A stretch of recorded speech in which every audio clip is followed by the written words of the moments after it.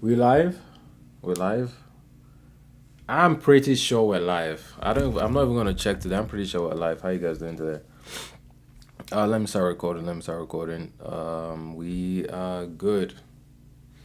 I'm just gonna jump straight into it. I have a couple of things to get off my chest. Number one is a video I've been meaning to make for a while, and it's aesthetic bias in football. Football, some people call it soccer. You can tell by the stadium I'm sitting in. I mean football. Anyway, I noticed this because I saw a tweet talking about how people treat Thomas Partey versus how people treat Hakimi.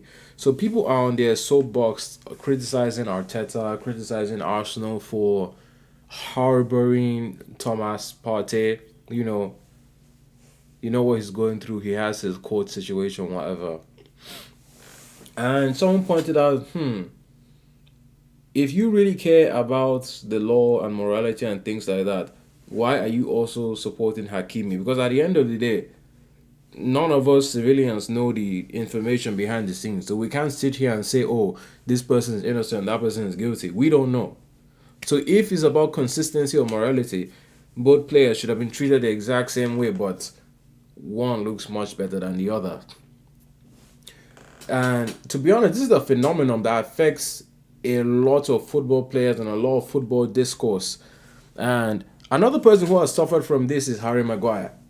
During Harry Maguire's prime, I don't even know what you call it a prime, but during the prime of Harry Maguire's bullshit in Manchester United, where he was constantly being insulted, we have to be honest here. His performance wasn't actually that bad. Like, again, was he perfect? No. Did he make mistakes? Yes. But the way that he was talked about, the way that he was evaluated was just exacerbated by the fact that people didn't like how he looked. And you know how I know this is true? You called him slabhead. There was even a clip of Malgobridge. Let me see if I can find that clip. There was a clip of Malgobridge.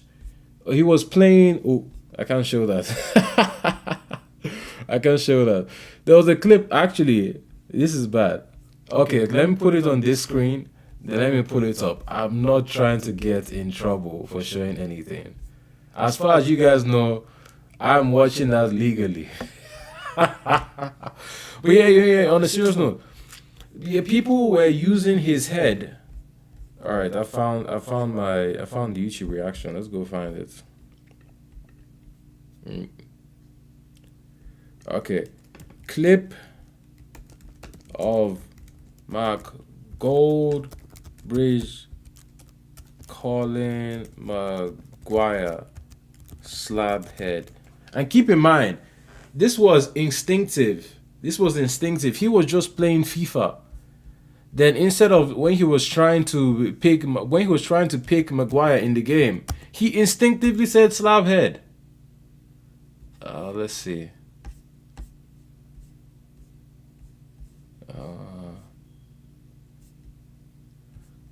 That's too much trouble to try to find it. But anyway, you get the point. Pretty privilege is what's really made Maguire the scapegoat of one of the worst Manchester United teams of all time. He wasn't the only person fucking up. He wasn't the only person making mistakes. But he was one of the people in a very important position who made mistakes but also looked horrendous. I want to know someone who benefits from the opposite. Cristiano Ronaldo. And you don't even have to accuse me of anything or being a hater or whatever, because we hear the Ronaldo fans. We see the Ronaldo fans. Whenever Ronaldo loses, oh, he's so handsome. Whenever Ronaldo loses, oh, he has abs. We just have to admit it here, and like, a number of Ronaldo fans are sexually attracted to this man. And you know what? It's fine. Live your life. It's cool. But we have to stop pretending like we're not also looking at looks when it comes to players and what they're doing. Ooh. So yeah, I feel like I made my point very clear right now. There are lots of examples I can give about different players who benefit or suffer from this. But yeah, the next time someone tells you that, oh, we don't care about looks, we just care about how he plays, that's a fucking lie. Football fans definitely care about what the players look like and what they're doing on the pitch. Well, and what they're doing on the pitch as well. Now, this right here, just a little bit of World Cup roundup. Just a few things I picked up from since I've been watching the games. Japan, first and foremost. Some people are surprised about what Japan is doing. Japan didn't start doing this today. Japan has been doing this for a while. And let me tell you the difference between Japan and really a lot of African countries like my own, like Nigeria. And also USA as well. It's planning. That's all it is. They had a plan, they had an idea. Their government was like, hey, we want to be good at football. How do we get good at football? They built training facilities. They started intentionally training people. That was it. And it just kept getting better and better and better and better and better. So Japan is the product of having a uniform goal, yeah, of having a shared vision, of having a shared plan. That's literally all it is. You heard the commentators talking about how, oh, they're small, they're not athletic, blah blah blah. Why do they keep crossing? It did not matter. You know why?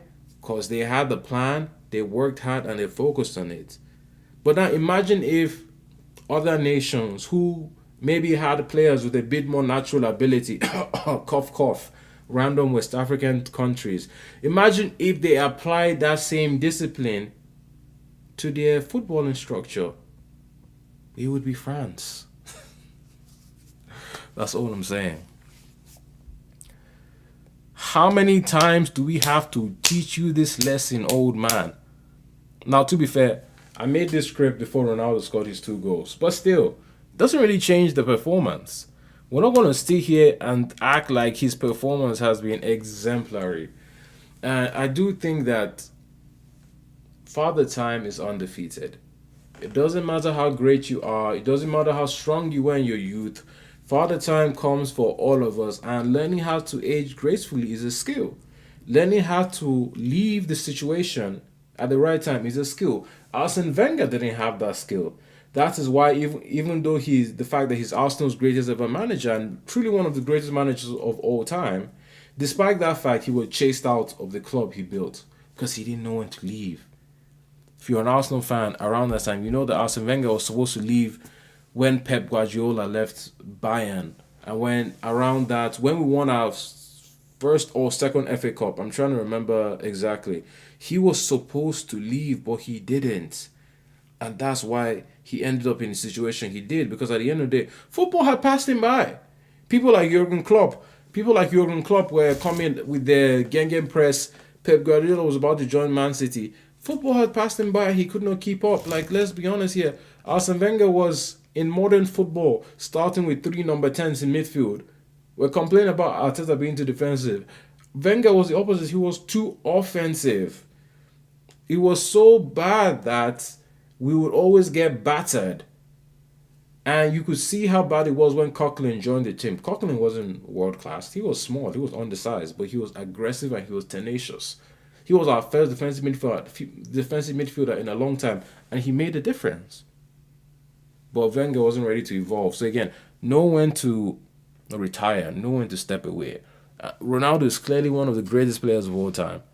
But as he has continued playing, that's legacy. Again, his legacy is great.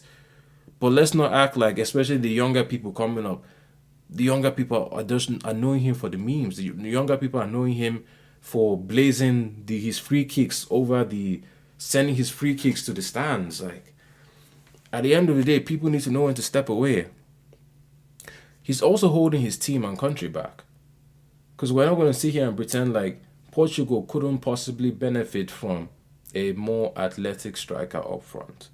Somebody making runs, someone doing a bit more for the team. But again, that's not an easy argument to make because he's still the best finisher.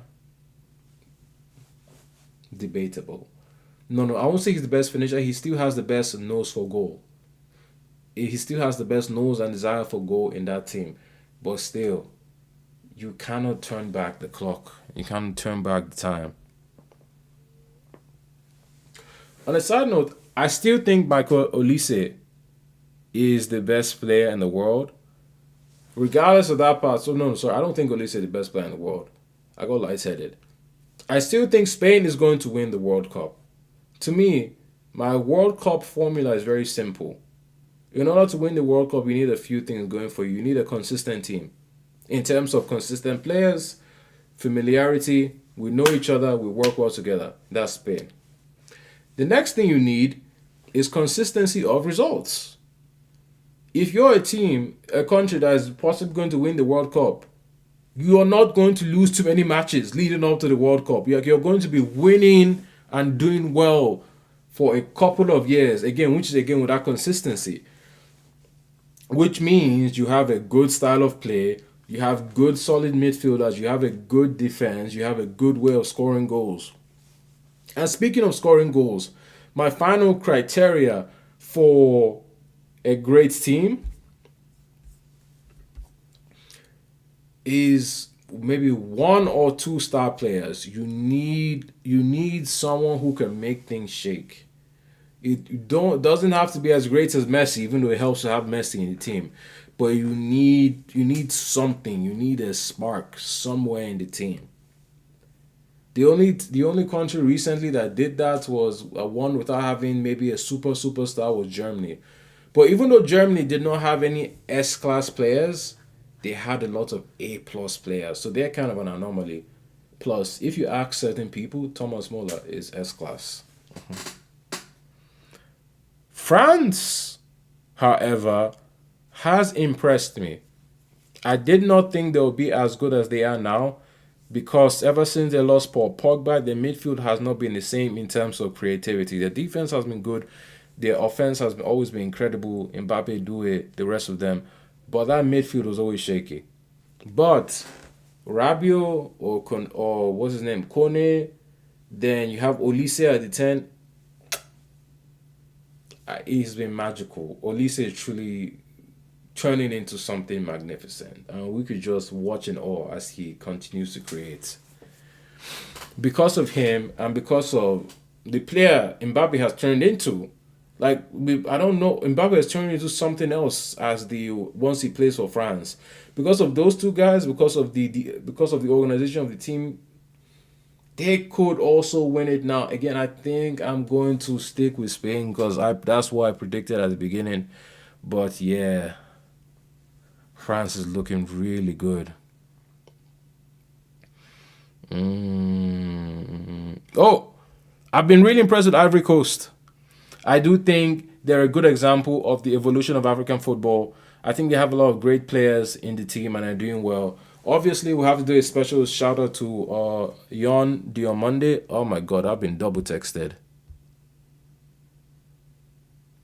Okay, okay, she's not mad. She's not mad. She's not mad. False alarm. She said, "Well, hello there." Then I didn't ignore it. I had to stream, so I did it for you guys.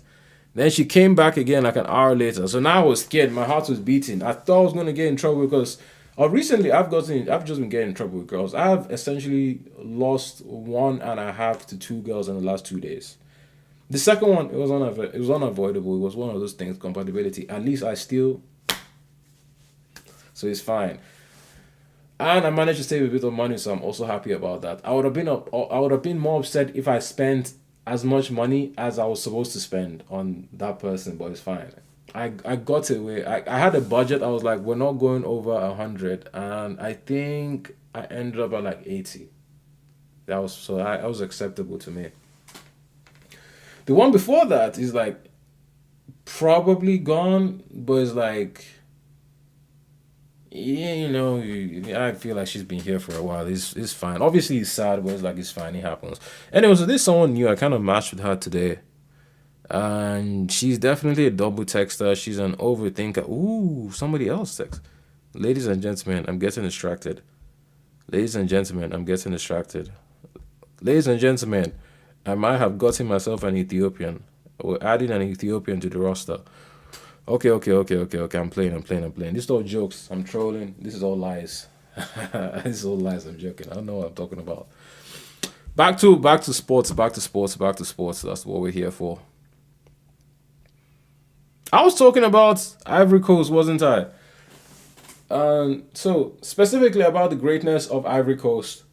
I love the evolution of the young players. They're very athletic. And usually the problem with African football is that, yeah, on one side they're athletic, they have skill, but they have no discipline, they have no control. So, like, yes, Pele. This bitch texted again. Oh, no, no, no, no, no. What's his name? Papi Pele. He played for Arsenal. Why am I forgetting his name?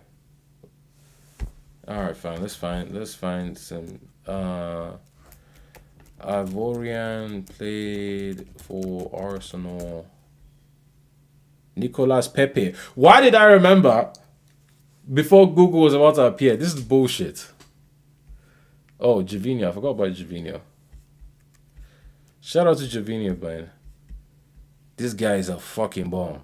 His name is Casey, Frank Casey. He stuck out like a sore fucking thumb. He is like the definition of the old school African player. Whereas again, he's athletic, he's powerful, he can run, but oh my god, his technical ability is putrid. Like, do you see how the ball was bouncing off this man? As opposed to how some of the other players, younger players, are moving. And speaking of younger players, Yon Diomande, wildly impressive, did not play the best game in the world recently, let's be honest. But I watched a video from a guy, I forgot his name, I don't know if he's German or Polish, but he gives good football analysis. I forgot his name. But anyway, he said that if he played like that on his worst day, then imagine how well he would play on his best day. And he's absolutely right. Yes, he might not have been electric. Yes, he might not have destroyed Joshua Kimmich as he was supposed to. But the things he did well, he was very consistent. He got the ball. He tried to beat his man, cross the ball in. Efficient, clean, beautiful. You can always replicate that. So that means regardless of how he plays, he will always give you at least a 7 performance. Then on his best. Alright, cool. So yeah, I'm really proud of Ivory Coast. They've been doing well.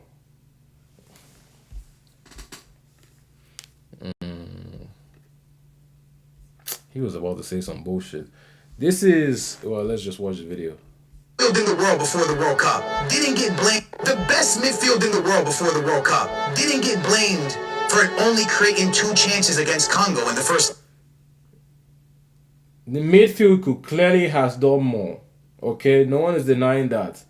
But we're not going to sit here and pretend that he wants to shift all the blame to the midfield. This is one of the best midfielders in the world. Facts. But you know what? It's fine. It's fine. It's fine. In the World Cup. But he's clearly taking away. He's clearly trying to take away the attention from the big man up top. He's clearly trying to take away attention from the fact that the big man up top also did not play well. You know, if you want to be fair, you said the entire team was bad. The entire team didn't play to the best of their abilities. But no, we have to compensate and blame somebody and scapegoat people. The best fullbacks in the world, that people said, didn't create opportunities for their strikers or do any. Again, you're supposed to create opportunities for your strikers. But are we saying that your strikers cannot also do things to help you win? Is that what we're saying? Are we saying that your strikers cannot maybe make the right run to help you win? Are we saying that your striker could not maybe, position himself, maybe control the ball and play it off somebody? Because strikers also do things. Harry Kane does a lot with or without the ball. Erling Haaland does a lot with or without the ball. So what are we saying? What are we saying? Because really that's been a narrative with Ronaldo for a long time. His teams serve him, great player, but I don't know if it was like 2015 when he stopped playing on the wing and like moved to the striker like position. His teams have always been built to serve him, which is why he left Real Madrid. Real Madrid won more Champions Leagues, but guess what? They were a good team. They had a good system. Messi, on the other hand, leaves Barcelona. Barcelona end up in the Europa League. But again, I got carried away. That's not what we're talking about right now. Anything going forward, yet they're the best fullbacks and midfielders in the world, and they didn't get blamed. But a 41-year-old Saudi Arabian. Why do we pick and choose when to say 41? Why do we pick and choose when to say 41? He's on the pitch. Yes, he's 41. Logically speaking, he should not be on the pitch at 41. Logically speaking, he's past his prime. He should not be there. But he is there. He is the starting striker for one of the greatest footballing nations in the world, Portugal. We can't pick and choose, Mr. If we land Mbappe. League player that everyone knows is past his prime gets blamed. and consistently gets blamed. Past his prime, then why is he playing? Then why is he playing? Pick and fucking. Oh. If he's past his prime, why is he playing? That's all. That's all I have to say about that. That's all I have to say about that. It's fine. If he's past his prime, then why is he playing? Excuses, excuses, excuses, excuses, excuses. I was moving mad by putting this here.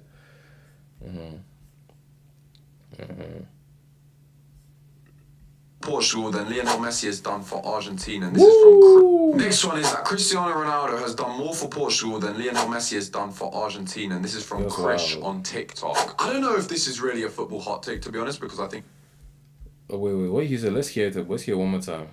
Let's hear this one more time. Ronaldo has done more for Portugal than Lionel Messi has done for Argentina. Obviously, that's fucking bullshit. Chris, you're on smoke. Chris, I don't know what kind of drugs you're taking, but they must be tainted or something. He said Cristiano Ronaldo has done more for Portugal than Lionel Messi has for Argentina. Do you know how much of a sick statement that is? Are we going to pretend like Messi isn't... Again, this is the opposite of what we were just talking about. Ronaldo needs the team to serve him. Are we... And again, all great players do need the team to configure to their abilities. But are we going to pretend like Messi doesn't put in work, especially creatively for Argentina? Are we going to sit here and pretend that he isn't a linchpin of the offense and attack? Like, Messi goes off the pitch, Argentina looks like Portugal with Ronaldo on the pitch. I think, are we starting to understand the image? Now, we could also make the childish argument of Messi has won more trophies for his country. We could also make the childish argument of Messi has won the biggest trophy for his country. Those aren't childish arguments. Those are facts. But Ronaldo always needs to be served. So, again, great player for great team, but Ronaldo needs to be served, whereas Messi serves his team. This is from Krish on TikTok. I don't know if this is really a football hot take, to be honest, because I think it's a very valid shout. Really? Before Ronaldo obviously started playing for the Portuguese national team, they hadn't achieved much. In fact, they had never won a major trophy until Euros 2016 when Cristiano Ronaldo lifted. Euro 2016 is such a fugazi accomplishment because, yes, he played well. It was a good tournament. But the performative gestures that he was doing on the sidelines when he got injured, I guess he knows what he's doing. He's a performer. He knows how to get the attention on him.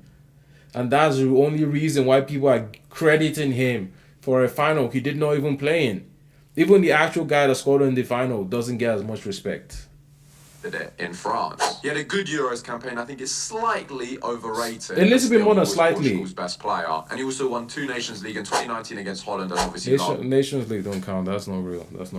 last year in Spain. Now the Nations League, I agree, it's a bit Mickey Mouse. Yes, Mickey Mouse. I agree. That's a Mickey Mouse tournament. Argentina, of course, were a super successful footballing nation before Lionel Messi started. But they were wildly weak when Messi joined. When Messi joined Argentina, they were wildly weak. They were struggling. It was so bad that people were saying, why didn't Messi pick Spain? I remember people saying, if Messi picked Spain, he would have won the World Cup by now, but he picked Argentina. Playing for them. And for a very long time, Lionel Messi was deemed as a flop by a lot of Argentinians because he hadn't lifted the World Cup. He hadn't done what Maradona did in '86. And Lionel Messi actually retired from international football before returning. And of course, since then, he's won 1 Finalissima, of course, the World Cup in 2022. I believe 2 Copa Americas as well. He's definitely succeeded more than Cristiano Ronaldo has. And especially when it comes to World Cup catalogue, Messi's international resume is definitely better than Cristiano Ronaldo's. But we're talking about what they've done for the footballing nation. Maradona, for me, probably had a bigger impact on Argentina as a footballing nation than Lionel Messi did. But I do think Messi's better, but I think Maradona's impact will never be forgotten. It could never be topped, and even Messi would probably say the same. Whereas before Ronaldo, they had you say... That's because Messi's humble. That's the only reason. Unless they're talking about like aura or something. Because they're talking about... Unless they're talking about aura, then it's maybe...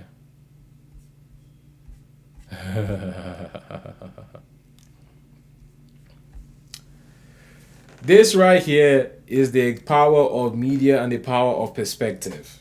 It's also the power of expectations because Tre Young came into the league as a top draft pick, so he was expected to lead a franchise. he was always seen as the next Stephen Curry. Oh, that Stephen Curry comparison really killed him because he was always shooting dumbass threes. But essentially, he was always seen as the potential finals MVP, like lead us to a final. That's how he was viewed. As opposed to Austin Reeves. Austin Reeves wasn't even drafted. They were like, "Hey, you want to join us?" He was like, "Yeah, sure, why not?" No, I think he was drafted, but like a low position. But the point is his expectation. Now, Austin has overshot his ability. He has definitely been wildly impressive for the Los Angeles Lakers, but he has never been an all fucking star. He has never been an all-star, and I'm not talking about literally being called up to be an all-star player. I'm literally saying that in terms of what an all-star is, in terms of his skill and ability, he's not there yet. Can you imagine Austin being all NBA for anything? All first team, second team, third team. Can you imagine? Like, there's a reason for that. Can you imagine Austin maybe averaging maybe 23-10 for, let me say, maybe 3 months, 4 months? Like, we have to be taking it easy with the Tre Young disrespect. Tre Young has turnovers, yes. Tre Young may or may not have personality things that people don't like in the dressing room or whatever. Maybe the coaches. Again, that's kind of fair because a lot of athletes have their personality issues. That's part of what makes them great. Michael Jordan is famously an asshole, like famously a horrible person. Kobe Bryant famously was, So let's take it easy with the trying to villainize this man. I remember when he took the Hawks to the Eastern Conference Final. It was a really fun watch, and he was the superstar of that team. He's kind of like Luka, but short, well, which is a massive difference. But yes, he helps his team. He gets assists. So maybe is he a bit of a ball hog? Who isn't? But again, I would say a good coach who was able to convince him to play better could have stopped him from being a ball hog. And besides, Atlanta was garbage. Who else was going to score? If Trey didn't score for Atlanta, who else would have scored? But anyway, this is the perspective we're talking about. How different people, how the expectations have caused us to look at two players vastly differently. Reeves is given more respect in the league, and yet he's an older, less skilled player with little to no upside. Whereas Trey, proven all-star, proven ability to lead a team to the playoffs and a certain level of success, is constantly disrespected and looked down on. Whatever. It's fine.